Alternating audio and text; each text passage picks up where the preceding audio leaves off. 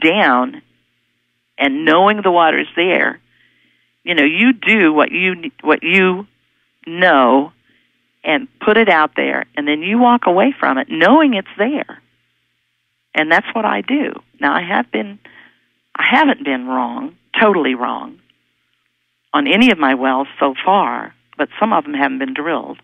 I did do one. I told the man he would go down 250 feet, and he would hit a wonderful stream of water. And they went 700 foot. But the water came up to 250 foot. And I believe after many years I have figured out that what I said was, how far was he going to have to go down to get water? He got the water at 250 foot. He just had to drill farther to get it up to that point. So your question when you're doing the dowsing is most important. When I interviewed the late Bill Cox, who was a wonderful dowser who had been trained by Verne Cameron, one of the things that he had shared with me both in television and in radio was that you can find the location very much like what you're talking about. Give the instruction for how much the drillers should drill down and how they should drill down. However, you don't always get cooperation with the drillers. That's true. And that was a big issue for him. That they didn't buy it, they didn't want to be told what to do, they didn't understand it, and they weren't interested in the knowledge that allowed for this to come through. And so there was a lot of times resistance on the drilling side. Have you found that or not really? Oh, absolutely. Now, there are a few up in this area who did have at one time an old-time dowser that traveled with them. And, but, the old-time dowsers are dying out. We just don't have many of them anymore. And so that's why we do a lot of training. And any child that wants to come to any of my classes from 8 to 18 is welcome to come to learn to douse, because it's important. It's an important thing for everybody to know how to find good potable water. And it's, our streams are getting polluted. Everything is getting polluted. But this water comes from so deep in the earth that we tap into that it's not polluted. Where do you think it comes from? Why is it so deep in the earth? How do you think it gets there? I don't know. But, it flows the same way an above-ground stream flows. So it's deeper in some areas than it is in other areas. And, they'll say, well, you can't get water up there. It's on top of a mountain. Well, why can't you get water up there on top of that mountain? You can. It could start up there.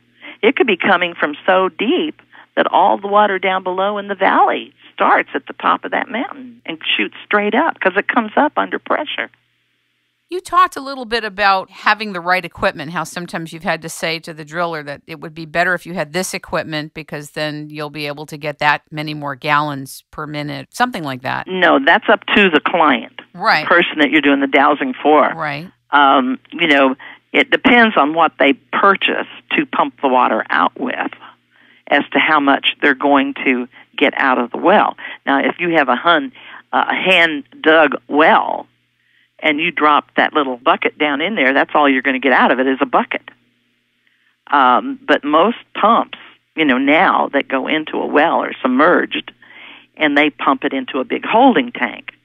So they pump the holding tank up, and usually it's 50 or 60 gallons, and then it cuts off when that holding tank gets full. So it depends. If they drop a bucket down in a 250-foot well, all they're going to get is a bucket. So that's what I mean. Got it.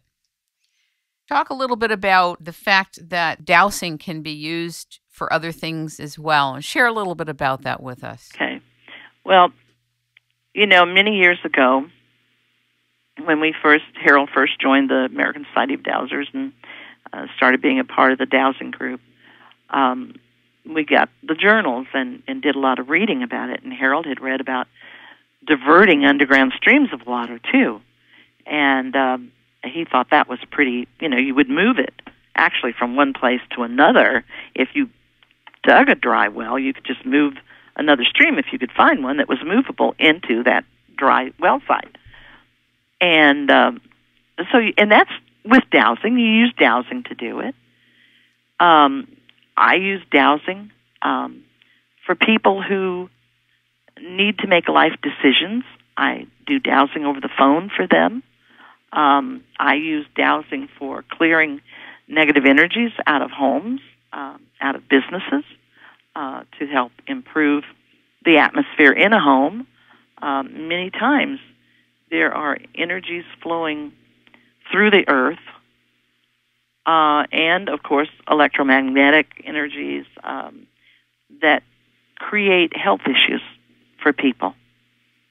And if you are living in that area, in a home, you can get sick from it if you're susceptible to it.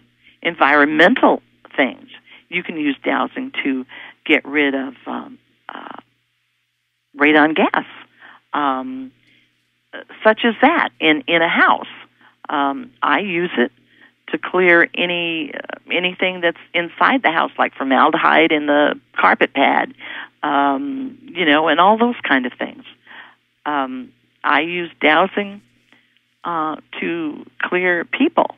Talk about that for those of us that wouldn't understand what you're talking about. Well, again, I use a diagram of the human body, and that's all it is.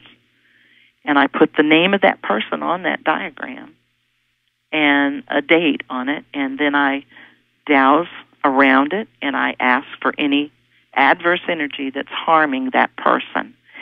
And adverse energy to me is geopathic, which is the earth energies. It's electromagnetic energy. It's, spirit, anything like that. Disease, that's an adverse energy to me. And I use the dowsing system to locate it, and then I use what I call the blue pen ink method, and I make marks on the map with my blue ink to remove it, to block it, to keep it from harming that person. And it's been very successful.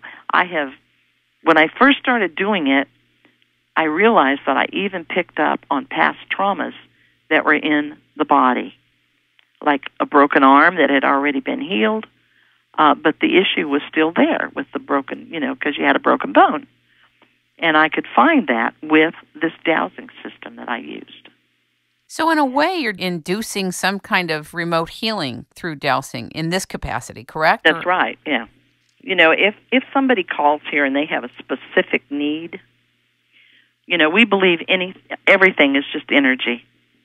All of it is energy. And if you put your finger on a diagram of the human body on the liver, say, and they have something wrong with their liver, and the pendulum, if you ask it to remove any negative energy, any adverse energy that's harming so-and-so at this time, the pendulum will just swing in a counterclockwise circle.